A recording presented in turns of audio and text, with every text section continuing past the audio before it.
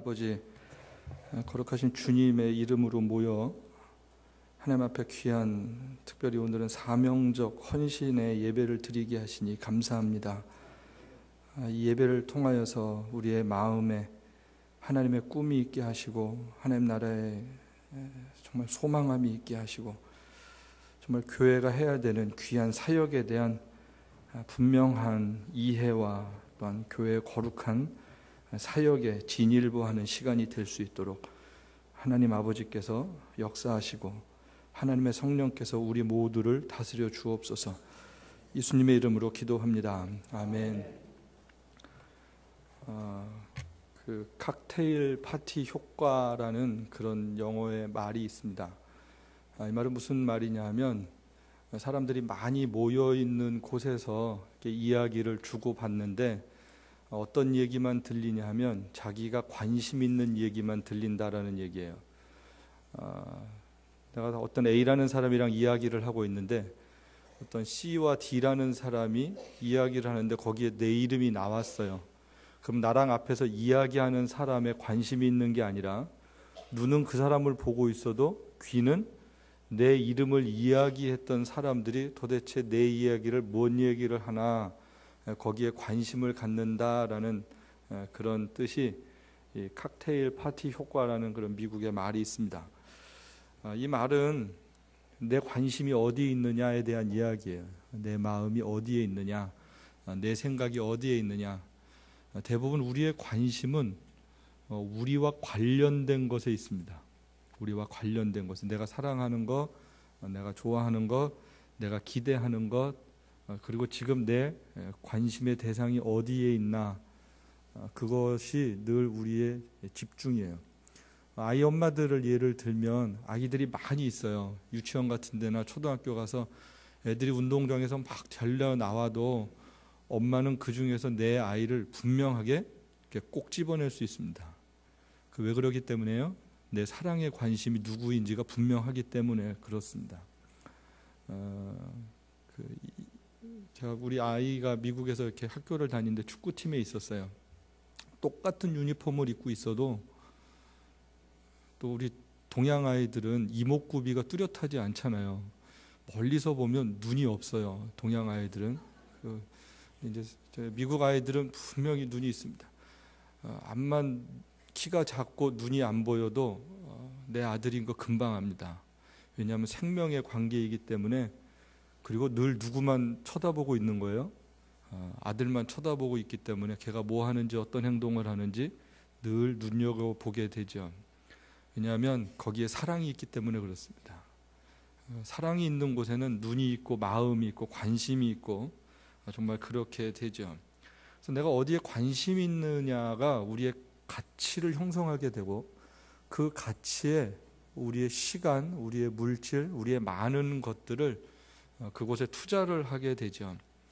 여러분, 우리가 그리스도인 되었다라는 얘기는 우리가 그리스도인으로서 우리의 주인 되신 그리스도의 관심이 우리의 관심이 된다라는 이야기와 같은 말입니다.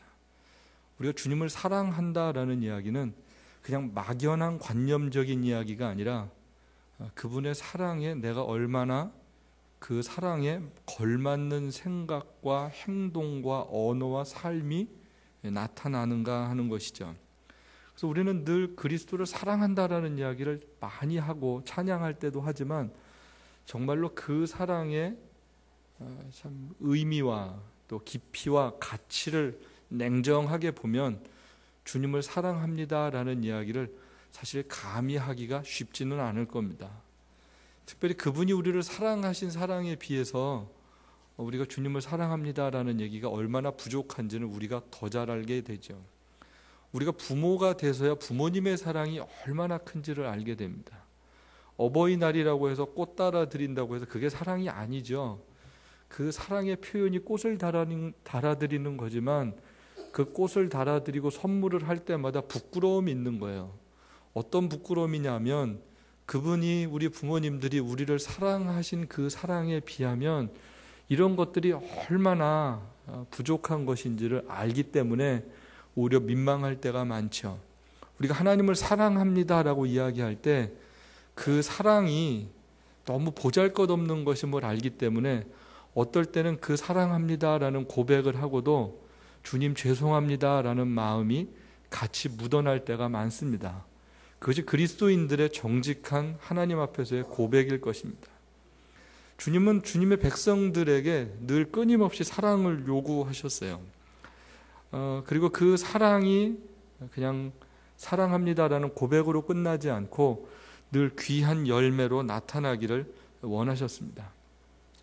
여러분, 우리가 반복해서 제가 말씀을 드리지만 주님 사랑합니다 그럴 때 어떻게 하면 제일 내가 사랑하는지를 평가할 수 있냐 하면 한 3가지 정도를 보면 아주 쉽습니다. 하나는 내가 누구 생각을 제일 많이 하나, 그거 보면 금방 알 수 있어요. 또 내가 돈을 어디다 쓰나, 그거 보면 금방 알 수 있습니다. 나에게 시간이 주어졌을 때 내가 뭘 하고 싶은가, 그러면 내가 뭘 사랑하는지 금방 알게 됩니다. 아주 더 쉽게 예를 한번 드려볼게요. 여러분들에게 한 10억이 생기셨어요. 상상이니까 한 100억쯤 해도 될 것 같아요. 한 100억이 생기셨어요. 여러분 뭐 하고 싶으세요? 솔직하게 여러분 마음으로 한번 대답해 보세요. 내가 100억이 생겼어요. 그냥 세금도 안 내도 되고 그냥 캐시로 현찰로 100억이 생겼어요. 그럼 여러분 뭐 하고 싶으세요? 그 마음이 여러분의 사랑의 대상입니다. 뭐 하고 싶은지, 내가 이걸 어디다 쓸 건지, 내가 이거 자식에게 줘야지, 그러면 자식이 사랑의 대상인 거예요. 아, 내가 이거 세계여행 한번 해야지, 그러면 세계여행 하는 게 내 사랑의 대상인 거예요. 믿음이 정말 좋아서 내가 헌금해야지, 그러면 그 헌금을 받으시는 하나님이 여러분의 사랑의 대상인 거예요. 사랑은 굉장히 정직합니다. 나타나는 거예요. 분명하게 어떤 일이 되어졌을 때, 어떤 사건이 되었을 때, 어떤 시간이 되었을 때 나타나지는 모습이 사랑이다라는 것을 우리는 부정할 수 없을 것입니다. 우리의 생각과 우리의 시간과 물질이 어디에 있느냐가 우리 사랑의 대상이다라는 것이죠. 오늘 본문을 보면 예수님이 부활하신 이후에 제자들에게 여러 번 나타나세요. 이렇게 나타나셔서 못 믿었던 제자들, 두려움에 떨었던 제자들에게 내가 부활했다라는 것을, 그 전에 주님께서 부활하시기 전에 말씀하셨던 것을 믿지 못해서, 또 십자가 사건 이후에 너무 무섭고 두려워서 숨어있던 제자들에게 직접 찾아가셔서 나타내 보여주셨어요. 그리고 의심했던 사람들에게는 분명히 육체적 증거로서 확인시켜 주셨습니다. 그럼에도 불구하고 세상이 바뀌지 않았어요. 주님이 부활하셨으면 세상이 다 바뀌어서 야, 예수님이 부활하셨구나 라고 예수님을 따라야 되는데 오히려 그러지 않고 핍박이 멈춰지질 않았습니다. 그래서 제자들이 늘 숨어서 지냈고요. 마음이 편안하지 않았어요. 오늘 본문 21장 2절 말씀을 한번 여러분 보시면 어떤 말씀이 있냐면, 시몬 베드로와 디두모라 하는 도마와 갈릴리 가나 사람 나다나엘과 세베대의 아들들과 또 다른 제자들이 함께 있더니, 여기 보니까 제자들 여러 사람 이름이 나옵니다. 여러 사람들 7명이 지금 같이 있었습니다. 같이 있으면서 이 사람들이 하나님을 예배하고 찬양했던 모습이 아니라 우리의 기대와는 전혀 다른 제자의 모습들을 보여주고 있습니다. 고민했어요. 번민했습니다. 갈등했습니다. 앞으로 어떻게 살아야 되는지 이들이 두려웠었던 것 같아요. 그럴 때 우리들이 잘 아는 베드로가 한마디를 던지죠. 나 물고기 잡으러 가겠다라고 3절에 이야기를 합니다. 그럼 이런 말씀을 이렇게 보면 공동체로 같이 있을 때 리더격 되는 사람들이 말을 어떻게 해야 되는지는 굉장히 중요해요. 그 한마디에 따라서 많은 사람들이 움직이기 때문에 그렇습니다. 이 베드로가 나 고기 잡으러 가겠다라고 이야기를 하는 거예요. 일전에 어땠습니까? 이 사람은 정말 위대한 신앙 고백을 하거든요. 세상 사람들이 나를 누구라고 하느냐, 이렇게 얘기를 합니다. 그랬을 때 너희는 그럼 날 누구라고 얘기를 하느냐? 그랬을 때 베드로가 참 훌륭한 신앙 고백을 하죠. 주는 그리스도시요 살아계신 하나님의 아들이십니다. 그럴 때 예수님이 너무 기쁘셨어요. 바요나 시몬아, 내가 복이 있다. 너에게 그렇게 신앙 고백하게 하시는 하나님이시다. 그러면서 참 교회에 대한, 앞으로 열릴 교회 역사에 대한 것들을 하나님이 분명하게 말씀을 해주시죠. 정말 주님이 너무너무 기쁘셨어요. 야구 용어로 치면 이럴 때 말로 홈런을 한번 친 것 같은 거예요. 제자들 다 있는 데서 말로 홈런을 한번 뻥 친 거예요. 얼마나 베드로도 좋고 주님도 기쁘시고 그런 장면입니까? 그러면서 제자들 중에서 가장 대표격 되는 제자의 모습으로 등극하는 장면이 나오죠. 근데 지금 오늘 보여주는 모습은 그때의 모습과는 전혀 다른 모습입니다. 주님 베드로를 언제 만나셨어요? 고기 잡을 때 만나셨어요. 고기 잡고 있는 사람에게 주님이 찾아가셔서 지금부터 너는 이렇게 고기 잡는 사람이 아니라 사람 낚는 어부가 되겠다. 나를 따르라 그랬을 때 그때 베드로가 주님의 그 말씀에 순종해서 그물도 버리고 배도 버리고 주님을 따랐다라고 성경이 분명하게 기록을 해주고 있습니다. 주님의 부르심에 자기의 삶의 모든 것들을 먹고 사는 문제를 포기했던 사람이었어요. 아주 훌륭한 결단의 모습들이 보였습니다. 뭐 적당히 한번 생각해 보고요. 나중에요. 이 배는 어떡하죠? 뭐 이런 고민하지 않았다라는 거예요. 그냥 주님의 말씀에 네 그러고 따랐던 사람입니다. 다 포기하고 주님 따랐던 사람입니다. 그런데 지금 모습은 전혀 다른 모습이죠. 그런 옛사람의 모습으로 돌아가는 장면입니다. 나 물고기 잡으러 가겠다. 옛날 직업 되찾아 가겠다라는 얘기입니다. 주님이 십자가 지시고 부활하셨는데 내가 그 주님 만났지만 앞으로 살 길이 막연합니다. 나 어떻게 살아가야 될지 잘 모르겠습니다. 주님이 어떤 말씀을 사실 잘 안 해주셨거든요. 그랬더니 내린 결론이 고기 잡겠다라는 얘기고 그와 함께 있었던 제자들이 다 따라갔습니다. 굉장히 아쉬운 장면이에요. 만약에 베드로가 야 우리 주님이 아직 뭐라고 말씀은 안 하시지만 주님이 부활하셨지 않냐. 우리 같이 한번 기도해보자. 우리 한번 기다려보자. 우리가 좀 인내해보자. 이랬다면 참 좋았을 텐데 그러지 않은 장면이 참 아쉽죠. 그랬더니 다른 동료들이 다 따라가는 거예요. 그러니까 뭐 베드로뿐만 아니라 7명이 다 같이 그냥 고기 잡고 먹고 살러 가는 장면을 보면서 제가 어떻게 한편으로는 야 정말 이렇게 지도자의 중요성이 얼마나 참 심각한 모습으로 나타나는지 이렇게 보여주는 장면이죠. 여러분 그래서 여러분들 교회 공동체에서 예수 그리스도 이름으로 모일 때는 늘 믿음의 이야기가 있어야 합니다. 이렇게 부정적인 이야기라든지 뭐 될까 5억을 모으자는데 뭐 될까 모아서 뭐하게 이런 얘기는 다 쓸데없는 얘기예요. 대부분 이런 얘기는 누가 하냐면 헌금도 안 하고 관심도 없는 사람들이 자기 합리화를 위해서 해요. 한번 하자, 한번 해보지 해서 한번 우리가 의미 있는 일을 하지.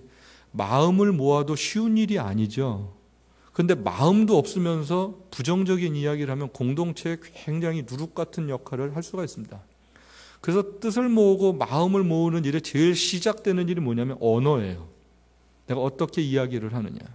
그리고 그 언어는 우리의 믿음의 고백으로 나타나는 것들입니다. 생각이 언어로 늘 나타나게 되어 있어요. 그리고 그 언어는 우리의 삶과 인격을 만들어내는 굉장히 중요한 매개체가 됩니다. 특별히 공동체에서는 더 중요해요. 그래서 이렇게 헌신 예배를 드리면서 하나님 앞에 마음을 모으고 믿음의 결단을 통해서 하나님 우리에게 이런 꿈을 주신 것 감사합니다. 앞으로 구체적인 계획들이 우리에겐 있지만 이 꿈을 주신 하나님은 계획도 이미 갖고 계신 줄 믿습니다. 그런 마음으로 함께 마음을 모을 수 있게 되길 축복합니다. 이게 공동체가 하나님의 거룩한 꿈 안에서 함께 마음을 모으고 실천해 나가는 모습이에요. 그래서 가정 안에서도 마찬가지입니다. 가정 안에서도 믿음의 이야기, 긍정적인 이야기, 소망찬 이야기들이 오고 갈 수 있어야 합니다. 그럴 때 가정이 행복해요. 가정이 따뜻해요. 그럴 때 하나님의 일들이 가정 가운데서도 자녀들 가운데서도 나타날 수 있다는 것이죠. 여러분 부부의 갈등들이나 뭐 이런 것들이 이렇게 있잖아요. 자녀들과도 그렇고. 근데 대부분 보면 소망의 언어가 있지 않아서 그럴 때가 많아요. 예를 들어서 제가 얼마 전에 참 좋은 이야기를 들었는데 모든 그 이 세상의 갈등의 원인 가운데 하나가 서로 커뮤니케이션, 미스커뮤니케이션. 그러니까 이게 서로 소통이 되지 않는 거예요. 대화가 잘 서로 딴 얘기하다 보면 늘 갈등하고 싸운다라는 거예요. 갈등 안 하고 좀 행복하게 지내는 좋은 방법이 하나 있는데요. 제가 그 얘기를 듣고 야 이거 기가 막힌 이야기다 그랬어요.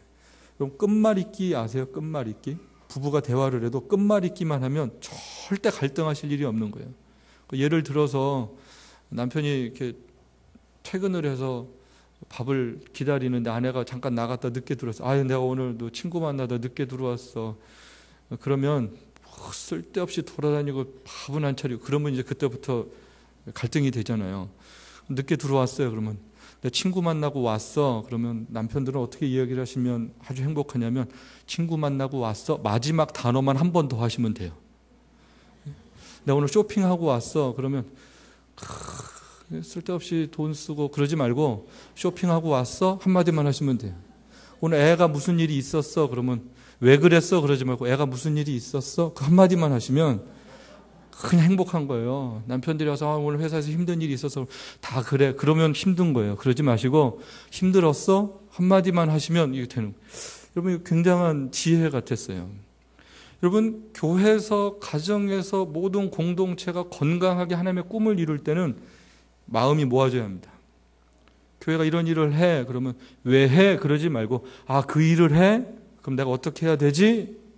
이게 건강한 그리스도인들의 모습이죠. 이게 하나님 나라를 이룰 때도 같이 이루어가는 마음 모음은 굉장히 중요한 일이에요. 베드로가 그렇게 마음을 선하게 모아가야 되는데 그렇게 잘 못했어요. 그러고 나서 고기를 잡으러 갔는데 그 결과가 어떻습니까? 우리가 잘 아는 대로 밤새도록 고기 잡았는데 고기 한 마리도 못 잡았어요. 이 사람들은 전직이 어부입니다. 그래서 고기는 이 사람들이 제일 잘 잡는 사람들이에요. 잘 못 잡았어요. 여러분 이 모습은 뭘 우리에게 보여줍니까? 하나님을 섬기고 하나님의 뜻을 따라가야 되는 사람들이 자기의 삶이 주체가 되어서 살아갈 때는 허망한 인생일 수밖에 없는 거예요. 공허한 거예요. 애쓰고 수고했는데 아무것도 열매가 없어요. 여러분 열심히 일했는데 아무것도 없을 때 얼마나 허망합니까? 지금 그 그림을 성경은 우리에게 분명하게 보여주고 있습니다. 그때 예수님께서 나타나세요. 예수님께서 나타나셔서 하시는 말씀이 뭐예요? 제일 먼저 물으시는 게 고기 잡았냐 물으세요. 고기 잡았냐? 너 하고 싶은 대로 갔는데 먹고 살기 위해서 갔는데 방황하면서 고민하면서 두려워하면서 지금 고기 잡으러 단체로 늘에 갔는데 그랬더니 열매가 못 오냐? 고기 잡았냐? 이렇게 물으세요. 참 할 말이 사실 별로 없죠. 여러분 밤새도록 고기 잡은 사람한테 못 잡은 사람한테 고기 잡았냐? 참 속상한 얘기죠. 못 잡았다는 얘기하기도 그렇고 오늘은 물때가 안 좋아 대부분 그러죠. 오늘은 고기들이 딴 데 가서 아무튼 못 잡았다는 얘기를 그렇게 돌려서 하는 거예요. 컨디션이 안 좋아. 아무튼 못 잡았어요. 한 마리도 못 잡았어요.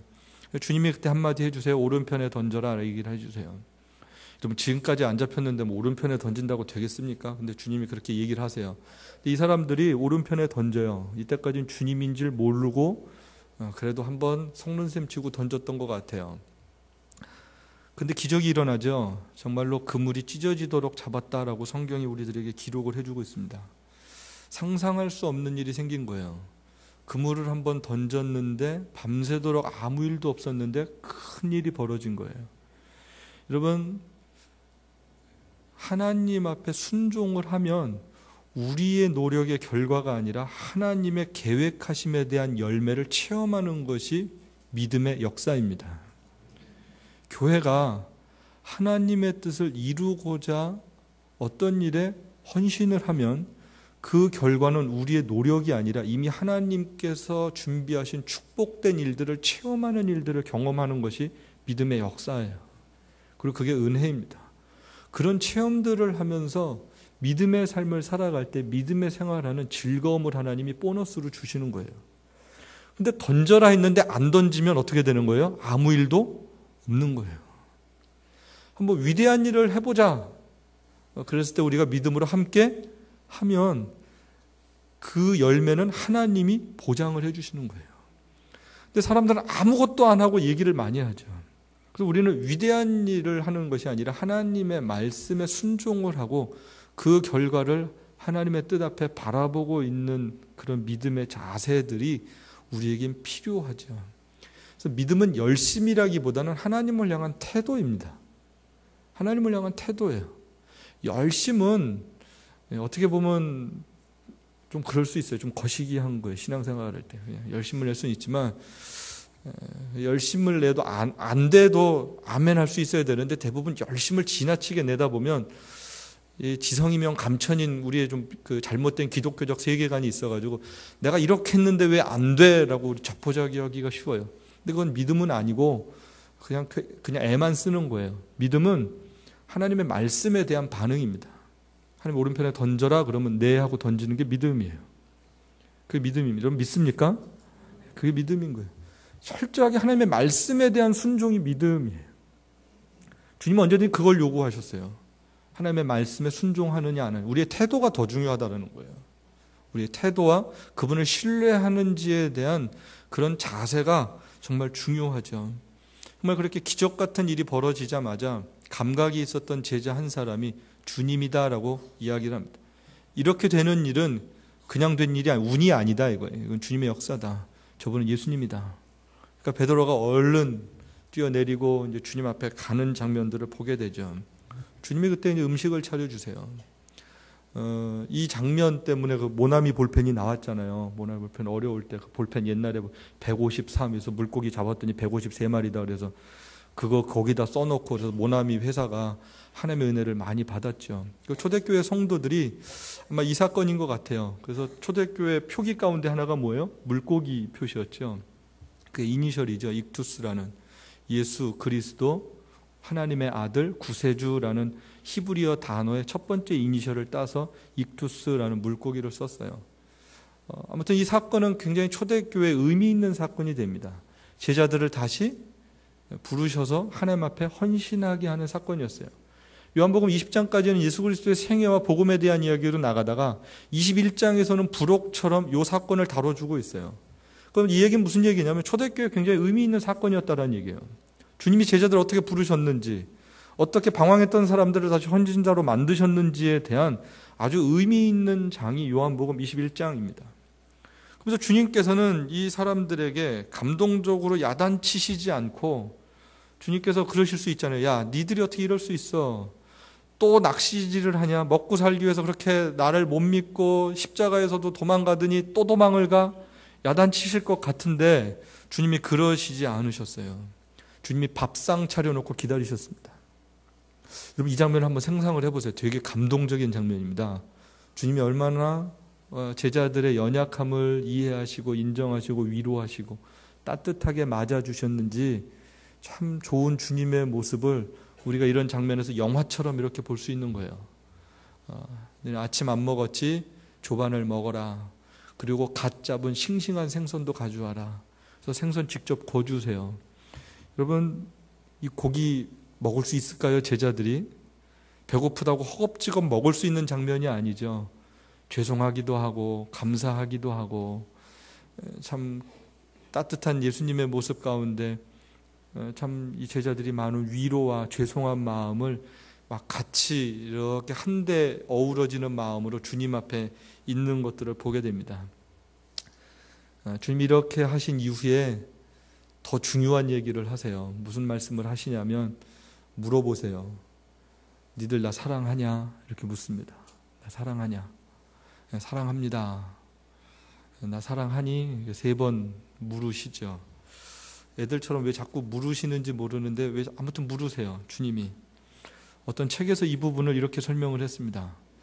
예수님은 제자들에게 잘못했습니다라는 말 대신 사랑합니다라는 고백을 듣고 싶으셔서 그 대답을 유도하셨다라고 어느 성경학자가 글을 썼는데 제가 그 글을 보고 주님의 마음은 그거다라고 참 저도 감동을 했습니다. 주님은 우리에게 잘못했습니다라는 고백보다는 주님 사랑합니다라는 고백을 듣고 싶어 하셨어요. 잘못했던 제자들에게조차도 그렇게 연약했던 제자들에게조차도 방황했던 제자들에게조차도 주님은 사랑합니다 이 이야기를 듣고 싶은 거예요. 이게 주님 마음이죠. 이게 하나님 마음이죠. 우리 부모님들 마음이시죠. 자녀들에게 당신의 백성들에게 하나님은 사랑의 고백을 늘 듣고 싶어 하시는 거예요. 그래서 그 사랑의 고백을 다 들으신 이후에 주님이 네가 정말로 사랑하면 그 다음에 우리에게 요구하시는 것이 있었어요. 우리가 잘 아는 대로 내가 나를 사랑하냐? 내 양을 먹이라 이 말씀을 하십니다. 내 양을 먹여라. 내 양을 치라. 사랑이 관념이 아니다라는 걸 일깨워 주시는 거예요. 막연하게 생각하는 게 사랑이 아닌 거예요. 우리 어머니들이 우리 부모님들이 우리를 사랑하실 때 사랑한다 사랑한다 그러고 키우지 않으셨어요. 사랑하기 때문에 밥도 먹이셨고요. 사랑하기 때문에 병원도 데리고 가셨고요. 사랑하기 때문에 욕도 하시고요. 때리기도 하시고요. 사랑하기 때문에 새벽에 기도도 하신 거고요. 사랑하기 때문에 그렇게 열심히 일하셔서, 예? 부모님들은 그 옛날 전화기 쓰는데 요즘 애들은 스마트폰 사주는 거예요. 그 100만 원씩이나 되는 걸. 부모님들은 그거 못 써요. 아까워서. 요즘 젊은 친구들이 부모님들은 그거 못 써서요. 왜 못 써요? 3일만 배우면 다 쓰시죠. 그래도 안 쓰시는 거예요. 난 그거 필요 없다. 니들이나 써라. 맛있는 거가 목에 안 넘어가시는 거예요. 자식들이 손주들이 눈에 밟혀서. 그 사랑이 어디서부터 시작된 거예요? 그 부모님의 사랑을 알면 이 사랑이 하나님으로부터 왔다라는 걸 아는 거예요. 이게 하나님의 사랑이구나. 이게 아버지 하나님의 마음이구나. 예수님의 마음이구나. 그 사랑을 받고 살아가고 그 사랑을 나누면서 살아가고 그 사랑이 교회 역사 속에 지금까지 흘러갔고 앞으로도 흘러가야 된다라는 거죠. 그게 네가 나를 사랑하냐라고 주님의 질문 가운데 그게 다 묻어져 있는 거예요. 네가 날 사랑하면 내 양을 먹여라. 내 양을 치라. 여러분, 이때부터 베드로와 제자들에게 있어서는 사랑의 대상이 바뀌어지는 역사를 경험하게 됩니다. 우리가 사랑을 하면 사랑의 대상에 사랑하는 것이 나의 사랑이 되죠. 연애를 하면, 연애를 했어요. 그 내 애인이 그렇게 짜장면을 좋아하는 거예요. 나는 밥이 좋은데. 근데 애인이 짜장면을 좋아하면 밥을 먹자 그러질 않고 뭘 먹으러 가는 거예요? 요즘엔 짜장면이 별 가치가 없으신 거 여러분들이 감동을 안 하시는구나. 미국에 살면 참 먹고 싶은 것 중에 하나가 짜장면입니다. 아무튼 그걸 가는 거예요. 사랑의 대상에 사랑을 하게 되는 거예요. 나는 싫어도 그 사랑이 요구하는 것을 하는 거예요. 사랑의 대상이 바뀌어지게 됩니다. 그게 진짜 사랑이에요. 내 사랑을 강요하는 것은 사랑이 아니에요. 그게 하나님의 사랑입니다. 그게 하나님의 마음입니다. 하나님의 사랑의 대상이 누군지를 찾고 그 사랑을 하는 것이 정말 하나님을 사랑하는 것이 된다라는 것이죠. 여러분이 주님을 사랑하면서 여러분의 사랑의 대상이 바뀔 수 있게 되길 바랍니다. 우리는 주님을 사랑하기 때문에 내가 사랑하는 것을 주님한테 요구할 때가 많았어요. 주님 나 사랑하죠? 그럼 나한테 이거 해주셔야 됩니다. 이렇게 해주셔야 됩니다. 그리고 그걸 소위 기도라고 착각을 하면서 하나님 앞에 지나치게 요구를 할 때가 많아요. 거기에 열심을 담아서. 근데 그것은 하나님을 사랑하는 것이 아니라 우리를 사랑하는 거예요. 우리의 사랑의 대상을 하나님 계속 사랑해 주세요라고 강요하는 거죠. 그건 어떻게 보면 건강한 기도의 모습이 아니라고 할 수 있습니다. 건강한 기도는 하나님의 사랑의 대상이 나의 사랑의 대상이 되길 소망합니다라고 고백하는 거예요. 그리고 하나님 그 사랑을 내가 실천하면서 살 수 있도록 하나님께서 은혜를 주시고 성령님께서 힘을 주옵소서.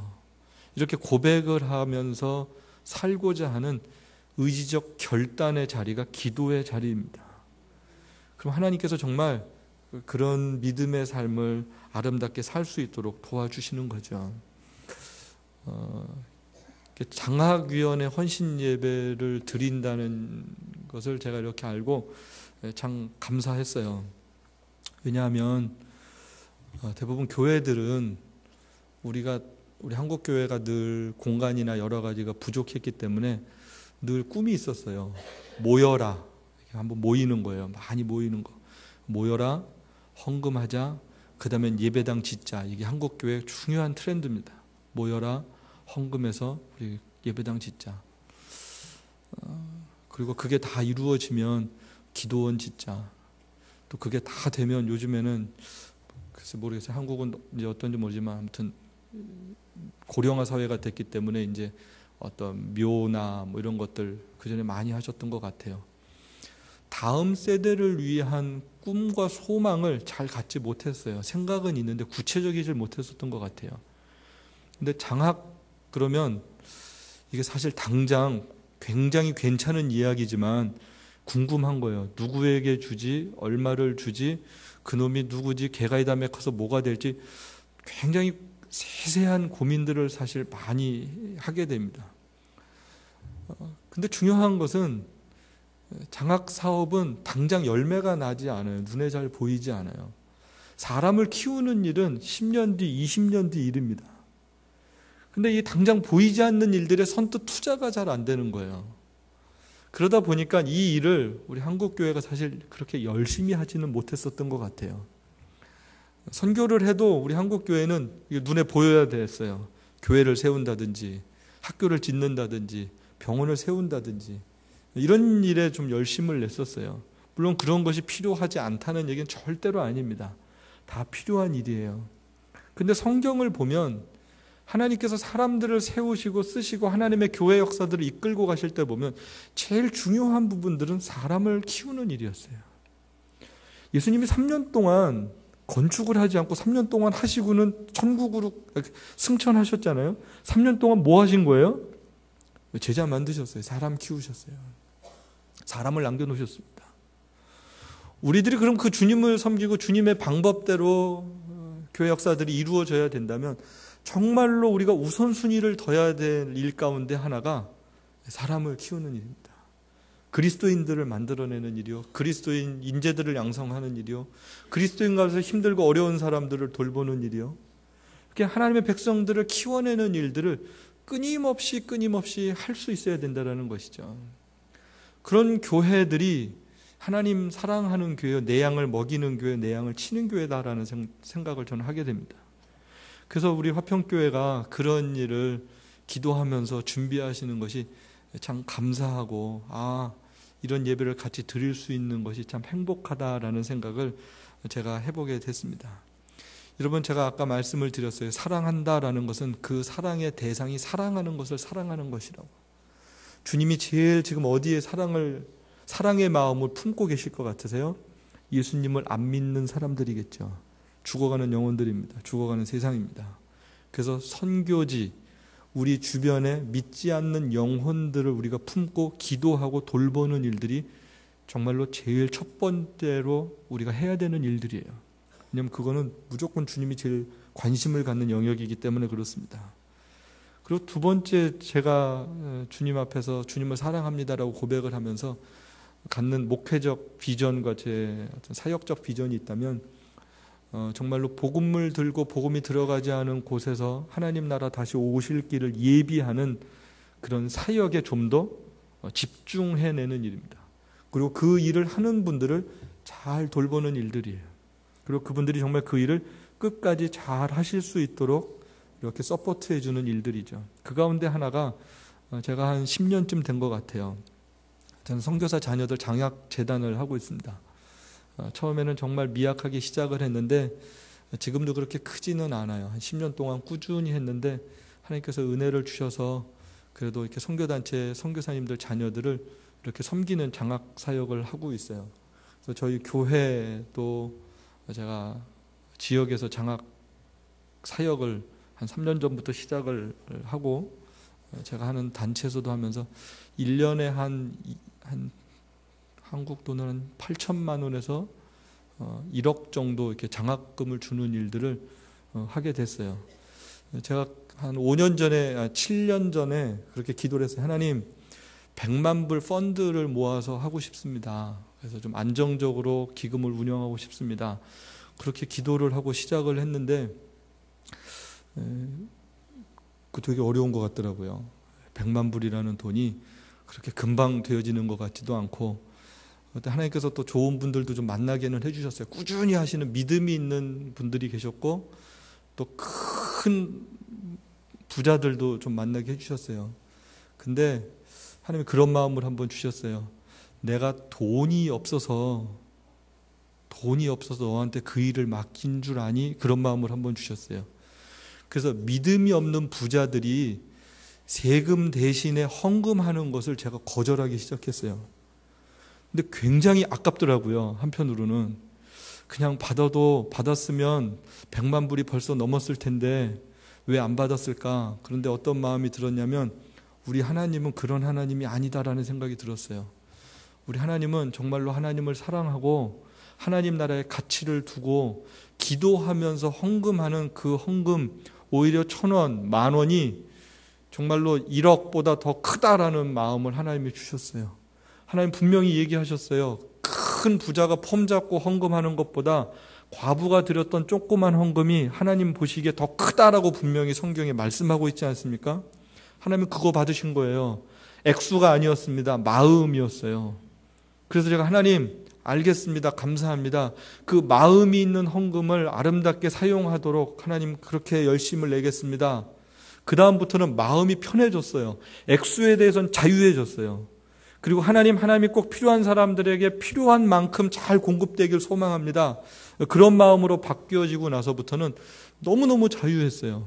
우리 화평교회도 그런 하나님이 받으실 만한 헌금으로 꼭 필요한 하나님의 백성들에게 잘 흘려보낼 수 있는 축복의 통로가 되기를 주님의 이름으로 축복합니다.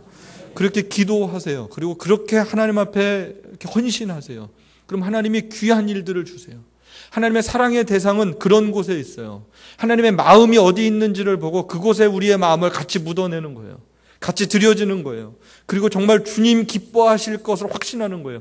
우리가 이 일을 합니다. 하나님 보십시오라고 이야기하는 것이 아니라 하나님의 마음이 있는 곳에 우리가 있길 소망합니다라고 조용히 아름답게 드려질 때 하나님께서 정말 귀하다라고 말씀하시고 하나님께서 정말 니들이 내 마음을 아는구나라고 하나님 정말 축복해 주시고 그럴 때 하나님의 위로와 은혜가 우리 가운데 있게 된다라는 것이죠. 여러분 이 일에 우리 화평교회가 정말 잘 드려지길 소망합니다. 우리 화평교회는 정말 귀한 교회예요. 제가 이렇게 여러 번 왔잖아요. 올 때마다 보면 예배당은 예쁜데 좀 그렇잖아요. 예배당 모습이 바깥에서 보면 찾아오는 것도 그렇고 이렇게 무슨 상가로 해서 이렇게 계단으로 해서 올라오고 그나마 엘리베이터 공사를 하셔서 참 어르신들이 올라오시기 좋겠다. 제가 그런 마음을 들었어요. 여러분이 정말 더 좋은 예배당 환경으로 이전을 하실 수도 있었는데 그러지 않고 지금까지 농어촌 교회들을 열심히 섬기셨던 교회잖아요. 잘 안 하는 거예요. 그런 것도. 여러분들은 여러분들이 늘 하시기 때문에 그게 귀한지 잘 모르세요. 근데 바깥에서 보면 귀한 교회의 모습을 갖고 계세요. 하나님이 정말 기뻐하실 만한 농어촌에 지금 농어촌에 누가 갈라 그러겠어요. 거기 선교지 같은 데잖아요. 근데 거기 교회들을 세우고 교회들을 지원하는 일들을 꾸준히 하셨잖아요. 정말 아름다운 일들이셔요. 하나님의 교회를 주님의 몸된 교회를 세우는 일들. 이제는 하나님의 사람들을 키우시겠다고 하는 일들은 너무너무 귀한 일들이에요. 하나님의 사람들을 키우겠다. 하나님의 사람들을 세우겠다. 여러분 그래서요 화평교회 출신들이 신학생도 많이 나오고 선교사님들도 많이 나오고 정말로 사회에서 영향력 있는 사람들도 많이 나오고 그래서 그 아이들을 하나님의 은혜로 내가 공부했습니다 이렇게 키워내는 일들이 너무너무 중요합니다. 그 아이들을 다 일일이 세워서 너희들이 참 하나님의 사람이다라고 이야기를 하면서 소정의 장학금을 주는 걸 한번 상상을 해보세요. 여러분 저는 장학금에 대해서 굉장히 감동이 있는 사람입니다. 왜냐하면 제가 장학금을 받고 공부를 했거든요. 제가 목회자 자녀이기 때문에 교회에서 목회자 자녀 장학금을 주셨어요. 제가 대학을 다닐 때 아버님에게 이런 말씀을 드렸어요. 아버님, 저희 아버님이 늘 장학 헌금을 하셨어요. 외부의 뭐 강사 사례비라든지 외부의 사례비들은 다 장학 헌금을 하셔서 그 돈이 작지 않았어요. 제 등록금보다 훨씬 많았어요. 1년에 어떨 때는 10배도 넘은 걸 제가 알아요. 근데 저를 안 주시더라고요. 그래서 저걸 그랬어요. 아버님, 저 그냥 아버지가 주세요. 그랬어요. 나 교회에서 장학금 받는 거 왠지 자존심이 상하고 싫은데 그냥 아버지가 저 직접 주시면 안 돼요. 그랬어요. 근데 우리 아버님이 싫다 그러시더라고요. 교회에서 받아라. 그땐 그게 왜 그런지를 잘 몰랐어요. 근데 나중에 알았어요. 그렇게 해서 제가 대학원까지 미국 공부하는 데까지 제가 학비를 교회에서 다 대주셨어요. 전 그 은혜를 잊지를 못합니다. 절대로 잊지를 못해요. 제가 공부의 뒷바라지를 다 해주셨어요. 그 가재제일교회가 저 공부를 다 뒷바라지 해주셨어요. 전 그 너무너무 감사해요. 너무너무 감사하고 저는 그래서 어떻게 공부했냐 그러면 하나님 은혜로 공부했고요. 구체적으로는 교회에서 제 장학금을 대주셨습니다. 그렇게 자신 있게 이야기를 해요. 그럼 제가 뭘 안 잊는 거냐면 하나님의 은혜로 공부했습니다를 절대로 안 잊는 거예요. 우리 부모님이 돈 대주셨어요. 이거는 다 할 수 있는 얘기예요. 그런데 하나님이 저 키워주셨어요. 그건 절대 잊을 수 없는 이야기입니다. 그래서 제가 장학재단을 시작하게 된 게 네 능력으로 살아가는 인생이 아니라 하나님 은혜로 살아간다라는 것을 다음 세대의 자녀들에게 가르쳐주고 싶은 거예요. 하나님 은혜로 살아가는 네 실력으로 여러분 우리의 힘으로 노력으로 살면요 그 사람 아주 무서운 사람들이 어떤 사람들이냐면 자수성가하신 분들이에요. 그런 분들은 마음이 넉넉해지기가 쉽지 않아요. 은혜를 되게 많이 받기 전까지는 내가 고생했는데 너도 고생해야 돼라는 생각이 많으세요. 그래서 특수부대 출신들은 반드시 특수부대 나왔던 사람들과 어떤 상응하는 그게 통하는 게 있어요. 그런 분들은 방위라든지 면제들은 아주 무시합니다. 아주 독특한 사고를 갖고 있어요. 내가 했다 이거 내가 했어요. 무시하는 거예요. 여러분 이게 무슨 말씀이냐 하면 개인이 노력을 하고 열심히 해서 하면 뭐가 드러나냐면 자기의가 드러나요. 나 노력했어, 나 공부했어, 나 애쓰고 수고했어. 그런 데서는 하나님의 은혜의 향기는 절대 나타나지 않습니다. 그래서 어려서부터 어떤 마음으로 키워야 되고 어떻게 우리가 사람들을 양육해야 되냐면 너는 하나님의 은혜로 살아가는 사람이야 라고 가르쳐야 되는 거예요. 내가 하나님의 은혜로 살았고 너도 하나님의 은혜로 살아야 돼라는 것을 깨우쳐 줄 수 있어야 됩니다. 교회 다음 세대들에게 너희들은 하나님의 은혜로 지금 예배를 드리고 있다라는 거예요. 너희들은 부모님의 기도 가운데 지금 이렇게 자랐다라는 거예요. 니들이 똑똑해서 공부 잘하는 것도 아니고 출세한 게 절대로 아니라 하나님의 은혜고 부모님의 기도의 열매이고 부모님의 피와 땀과 눈물의 희생의 산물이다라는 것을 끊임없이 심어줄 수 있어야 합니다. 너 참 똑똑하다 잘났다. 아니요, 이거 다 틀린 말이에요. 똑똑한 유전자 하나님이 주신 거고요. 부모님께 물려받은 겁니다. 잘할 수 있는 거 그거 하나님의 은혜죠. 우리나라 우리 민족이 이렇게 잘 살 수 있는 거 하나님의 은혜죠. 여러분 보세요. 우리네 국민성을 보세요. 선한 것이 별로 없어요. 부패한 인간의 본성은 절대로 하나님의 선과 의를 추구하지 않습니다. 하나님의 은혜를 받기 전에는 우리는 하나님을 향하여서 나아갈 수 있는 존재들이 절대로 아니에요. 이렇게 모여서 예배를 드리고 하나님의 말씀으로 양육을 받으면서 자녀들을 키우고 다음 세대들을 꿈꾸는 것은 이건 하나님의 은혜이죠. 그 은혜의 역사를 이어가는 귀한 사역 가운데 하나가 장학 사역입니다. 다음 세대들을 믿음의 일꾼들을 키워내는 거예요. 그리고 분명하게 가르치는 거예요. 너희들은 하나님의 은혜로 공부한다. 하나님 잊지 말아라. 그러면요 그 아이들이 계속해서 이 다음에 커서도 장학 헌금을 하게 됩니다. 제가 장학 헌금을 받고 공부를 했기 때문에 제가 장학 재단도 할 수 있고 우리 교회 장학 그 예산도 세워서 할 수 있는 거예요. 그 가치를 아니까, 그 의미를 아니까, 그 사랑을 받아봤기 때문에. 그래서 사랑을 받고 은혜를 받아야 흘려보낼 수 있어요. 독하게 살면 독한 것만 남아요. 독하게 살면 힘들고 모질게 살면 모진 게 남아요. 은혜로 살면 은혜가 남습니다. 사랑으로 살면 사랑이 남는 거예요. 저희 아이가 이번에 이제 미국에서 대학을 가게 됐어요. 여러분 아시다시피 미국 대학 등록금이 정말 무지무지하게 비싸거든요. 1년에 보통 7천만 원 정도예요. 상상이 가세요? 7천만 원? 6만 5천 불 정도씩 해요. 이것저것 다 하면. 근데 6만 5천 불을 다 내고 가는 아이들이 거의 없어요. 학교에서 장학금도 주고 정부에서 공부할 수 있도록 이렇게 해주는 것들이 절반 이상씩은 많이 돼요. 좋은 학교들은 장학금이 많더라고요. 제가 그 미국의 그 장학제도나 이런 걸 가만히 하다가 학교들의 예산과 재정 상태를 인터넷으로 한번 뒤져봤어요. 이 학교들은 도대체 돈이 얼마나 있길래 이런 일들을 하나. 정말 상상을 초월하게 돈이 많아요. 좋은 학교들은 보통 한국 돈으로 20조 이상씩 돈을 가지고 있어요. 웬만한 탑 한 50등 안에 들어가는 학교들은 대부분 1조 이상씩 돈들을 가지고 있어요. 그럼 그걸로 뭐 하냐? 그걸로 애들 장학금을 대주면서 사람들을 키워요. 좋은 똑똑한 애들을 데려다가 공부시키는 일들을 하더라고요. 특히 가정 형편이 어려운 아이들은 전액 다 주다시피 하면서 사람을 키워내는 일을 해요. 그리고 그 아이들이 커서 이 다음에 그 학교에 그만큼 다시 장학금을 기부하는 시스템이에요. 그 좋은 게 되풀이 되는 거예요. 역사 속에. 야, 부럽다 이런 생각이 들었어요. 부럽다. 참 훌륭하다. 훌륭하다. 여러분 이렇게 좋은 학교가 하루아침에 되는 게 아니라 그런 역사가 있더라고요. 공부를 해보니까. 여러분 건강하고 아름다운 교회 역사가 하루아침에 되어지는 게 아니죠. 역사가 필요합니다. 어느 세대는 희생하고 헌신하는 게 필요해요. 우리 어르신 세대들이 지금까지 우리 한국교회 역사를 너무 아름답게 가꾸어 주셨어요. 너무 아름다운 교회 역사를 만들어 주셨어요. 이제는 우리 다음 세대들이 그 일을 해야 되는데 지금 한국교회들을 보면 이렇게 참 가슴이 아픈 일들이 많잖아요. 그래서 다시금 정말 기도도 해야 되고 다시금 하나님의 은혜를 기억하면서 그 은혜 앞에 무릎을 꿇고 돌아가는 일들이 있어야 되고, 여러분 우리 선교사님들이 한국교회 오셔서 하셨던 일들 가운데 복음을 전하고 학교를 세우고 교회를 세우고 병원을 세웠던 일들이 사람을 키우는 일들이었습니다.